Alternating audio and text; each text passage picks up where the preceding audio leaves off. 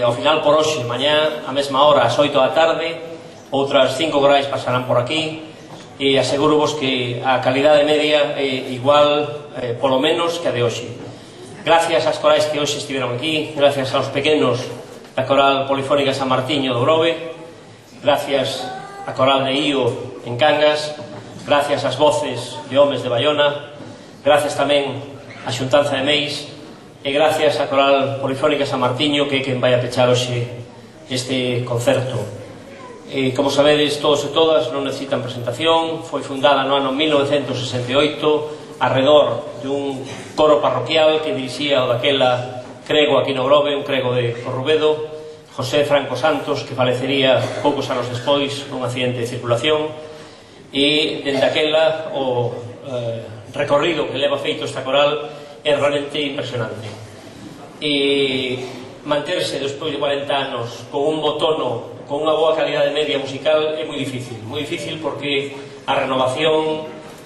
o cansancio e as profesións de cada quen moitas veces non permiten continuar e hai baixas, pero afortunadamente para esta coral, como vichedes ao principio, a sucesión está máis que garantida. Nos próximos días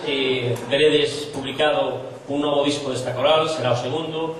e non necesitan presentación. Simplemente decirvos que está dirixida actualmente por Josefa Dorado Soto, a presidenta a quen todos coñecedes é Lolita Cabanelas, pero volvo a repetir o que vos dixen ao principio, esta era unha aposta difícil, sabemos que hubo xente que non había clara,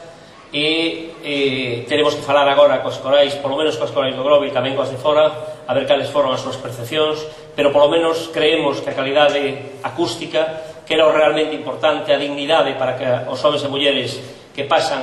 moitas horas de ensaio, de sacrificios, esa dignidade media de que podan ser ben escoitados, creo que eso polo menos sí que o conseguimos.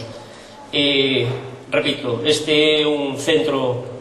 de interpretación da pesca e a salga, é un certame de canción mariñeira, tamén é algo que forma parte da cultura tradicional do patrimonio histórico que chamamos hoxe a cultura marítima.